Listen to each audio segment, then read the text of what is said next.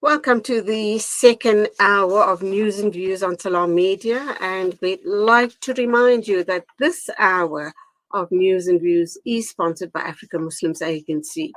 African Muslims Agency, a beacon of hope to communities for over 35 years in Africa and beyond. Welcome back, and wonderful to still have you in my company for this hour of the show.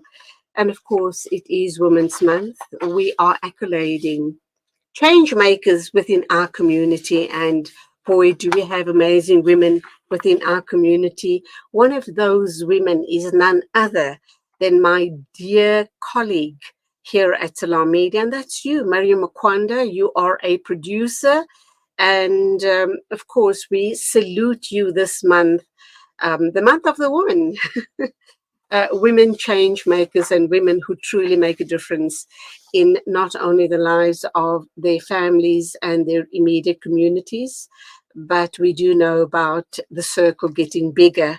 One small act makes that ripple effect so huge, it is almost unimaginable. So wonderful talking with you today and commending you for being a change maker.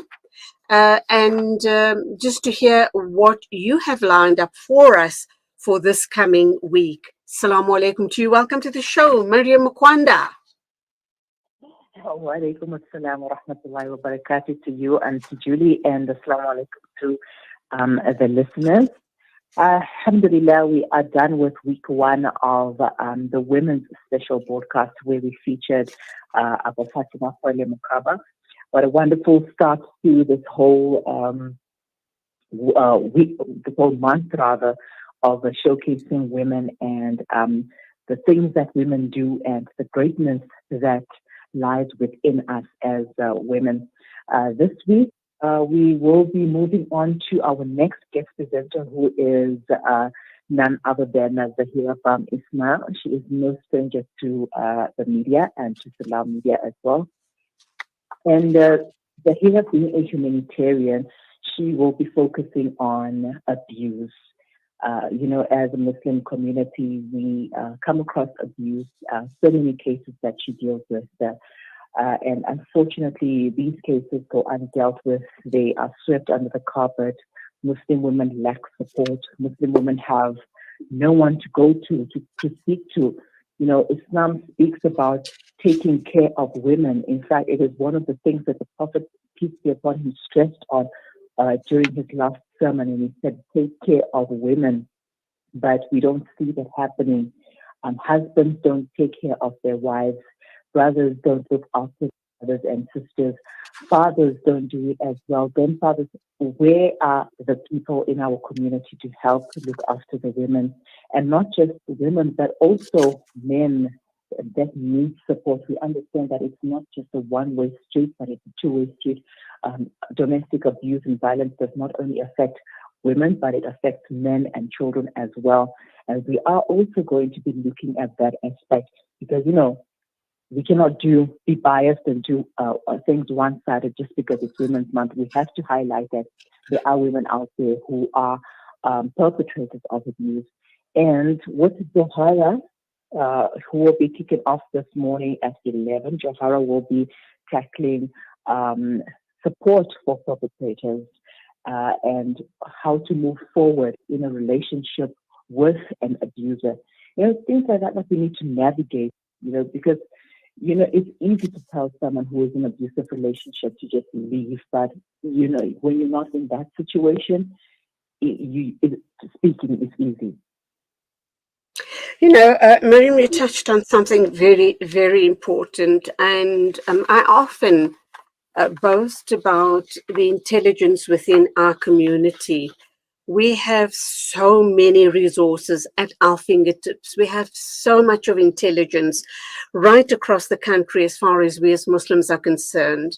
And we're also a very giving community. The moment you hear of a disaster anywhere, not only in South Africa, but anywhere in the world, South African Muslims are at the forefront doing their bit, digging deep into their pockets and into their hearts to make a meaningful difference. But I think we start we need to start changing our focus. You touched on something very, very critical, and that is support for the perpetrators. So, whether that perpetrator is a man, but in most cases, we do know that men are the perpetrators as far as GBV is concerned. We run to the aid and we have support structures for the women. And as you've also rightly said, that it's easier said than done to tell the woman to leave. If she has a strong enough support system, she is able to leave, she is able to pick up the pieces, and she is able to move on. Sadly, not many women have the support structure in place. So that's the one issue you've raised, which is of utmost importance. The other issue is the issue of support of the perpetrators. What happens in our community is we marginalize the perpetrator, thinking that the marginalization is a form of punishment, and then that's going to give him some sort of a realization that what he's done or is doing is not acceptable, and for him to be accepted back into the larger community or into the family, he'll come to the realization that what he's done is not acceptable and he needs to mend his ways. But he can't do that without the proper support structures in place. And here is where our massages come into play.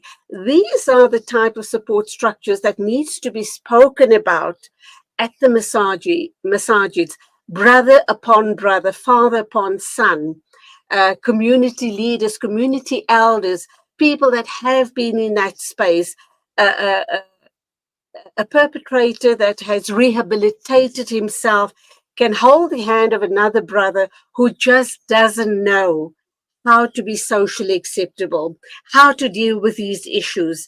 We have so many mental health professionals in our community. They are there. They are there, and they can start being, of service to our brothers in a safe space in the masajid and say, we're going to counsel you, and we're going to help you through this. And then let's go a couple of steps back and let's talk about premarital counseling. We've been talking about this for years on end, and still it has not taken off in the way we'd hoped it would. The intended couple need to go for premarital counseling and talk about these are the type of issues you're going to have to navigate in your lives. These are the resources at your disposal. These are your go-to people when you find that things are just not working out. And when the man and woman in a relationship hit a brick wall, sadly, out of sheer frustration, that is when the abuse happens. They don't have the tools, they don't have a go to place, they don't have a go to person, and there's too much of shame, blame, and embarrassment involved. So they just close themselves off, and there's another broken marriage, a broken relationship. And not only are the two people involved that end up being broken, but of course, the extended family are impacted by the situation as well. No, So, definitely, Auntie Julie. And one of in fact, the problem lies at our masajid, at the places of learning, where the brothers go out to, meet other brothers and talk. You ask yourself, what do they discuss? What are they being taught? Because I've read of many cases whereby it is allowed to abuse women, whether it's physically, whether it's sexually, whether it's marital rape or so. Uh, Unfortunately, it has become a norm that it's out there to, one can do these things. One can force themselves. One can abuse the women in their lives. And the places, our massage is supposed to provide the platform of teaching the right and telling the brothers that this is right and this is wrong. But it's behavior that they grow up with, and it's behavior that is taught as well. So now it has to go back to unlearning. The individual person has to unlearn these behaviors on their own, and they have to decide to put in the work. And is are you willing to do that work? Are you willing to put in the time and effort to work on yourself so that you can become a better person to not only yourself but for society as a whole, for the community? If your relationship didn't work out with one partner, uh, perhaps if you do put in the work, it could work out with the next partner. But it's all about, putting in the work and working on yourself as well. We can blame everyone as much as we want to, but at the end of the day, it also comes down to oneself. And I would really like that. Hopefully, we can get someone from the Jamiatul Ulama. We need a male perspective to tell us what is happening. What is really happening when it comes to case studies? Are there support structures for women in place? Well, definitely yes for women in place, but are there support structures for men? How can we navigate through all of that? How can we get them the help that they needed? Because if help starts with oneself, you acknowledge that you need the help. You also have to go through it and go for the help. Go and get the help that you need. You, Marv, you mentioned something about when the brothers go out. I think it's called gush. And you wonder what it is that they speak to other brothers about. They knock on your door and they ask for the men folk to come to the front and join them to go to masjid, etc. That is commendable, because you are reminding the people in the community to, to continue reading your salah and, to not slip up as far as your the 5 pillars of Islam is concerned. But we are also falling short on the issues around um, support structures, relationship building. And if sadly uh, the partner or the men that we're talking about here have come from dysfunctional or broken homes themselves, how are they going to know how to conduct themselves in that relationship? And I'm going to keep on going back to the issues that you've raised just now. And one of the important issues I've raised, I know of uh, other faith-based organizations, non-Muslim, where they will not marry the couples if the couples haven't completed 6 months or 3 months of premarital counseling. And what a great start. Why is our community not doing that, given uh, the high rate of divorces now within our community, given that GBV is an issue within our communities? We need to call it out for what it is. We need to stop sweeping these issues under the carpet. We need to let both the husband and the wife, both the partners, know that there is help out there. And despite how bad their current situation might seem, with the proper counseling and support, the marriage or the relationship can still be saved for the betterment of children if children are involved. And you and I also know the discrimination towards divorced women in our community. A man can get divorced tomorrow, and within a few days he can remarry. There's no stigma attached to him. But the poor woman, the poor girl, suffers the brunt of that divorce. She'll be lucky if she finds a suitor within a couple of months or a couple of years. And that too is a huge issue within our community. Your thoughts, Mariam? No, you're absolutely right when it comes to that. And the funny thing is that um, we have been given the blueprint, with Islam and with the Sunnah of the Prophet, peace be upon him. We have the best example to follow. Yet we speak highly of the Prophet. We love everything that he does. We follow his Sunnahs, but then we pick and choose the Sunnahs that we Absolutely. want to follow. And Absolutely. we speak highly and say, no, no, this is Islam and this is how the Prophet was. We go out there, we show people, we tell people about Islam. We show that no, we are good Muslims by the way we dress and by the number of salahs we read, etc. But then you go back to your house and you are abusive towards the people in your house, whether it's your partner, whether it's your children, etc. What type of a person are you if you are doing that? You are just being a hypocrite. And, you're making it seem as though this is how the man's supposed to behave because he is the leader of the house, etc. But that's not how a leader is. A leader is supposed you should not instill fear in someone. When we talk about Allah and the fear that we have for Allah, this fear is not a fear that because you're going to go to Jahannam, you're going to go to hell, etc. Because Allah is most merciful. He has more mercy. His mercy encompasses anything, more than anything that we can, our minds cannot even comprehend. And okay, let me not even use the example of Allah because Allah is the creator.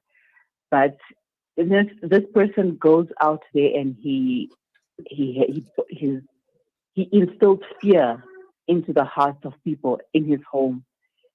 And you just think to yourself that how can you be such a person when you go out to others and you are a completely different person? And I think that is a tool that abusers use. They want to take people away from you, to take away their support structures from you rather, by creating this facade that they are a good person towards others, but you do not know what you're talking about, even though they are a bad person to you.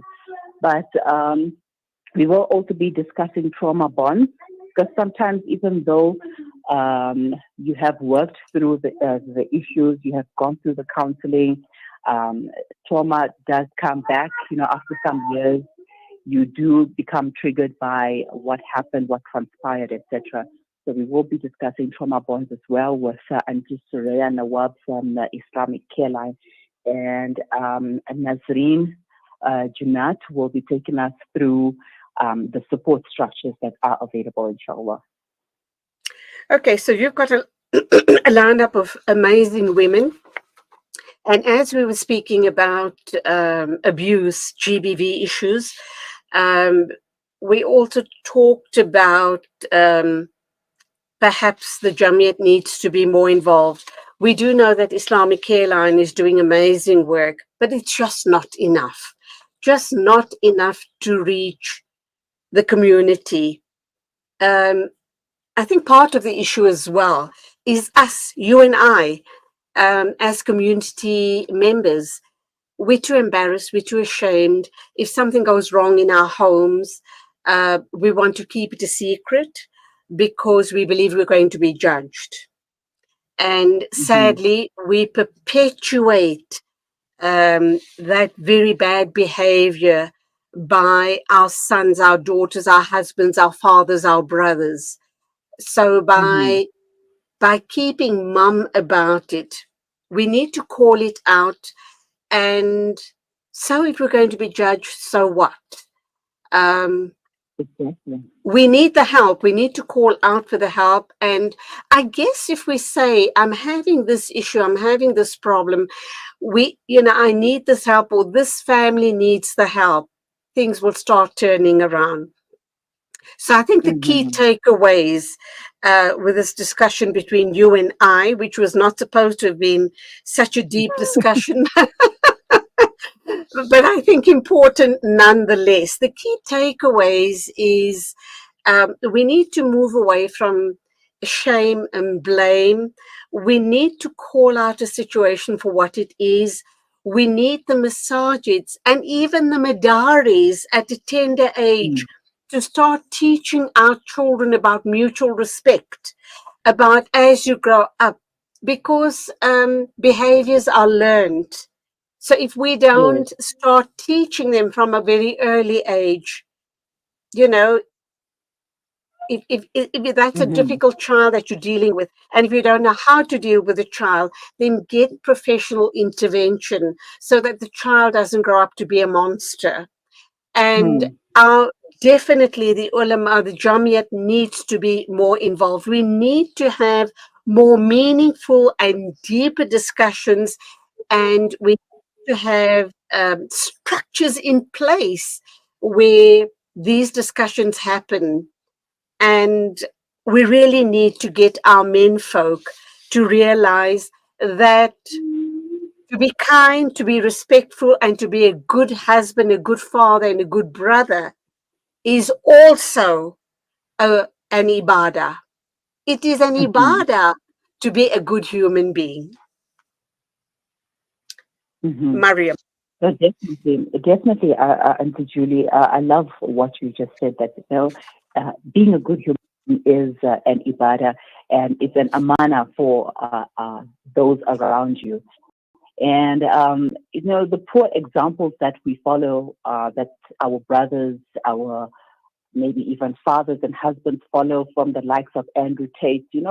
All of that is you, you have the example of the Prophet and the Sahaba, even though the Sahaba were not perfect, but they lived in the times of the Prophet, and the Prophet himself is the best person that you can learn from and take advice from.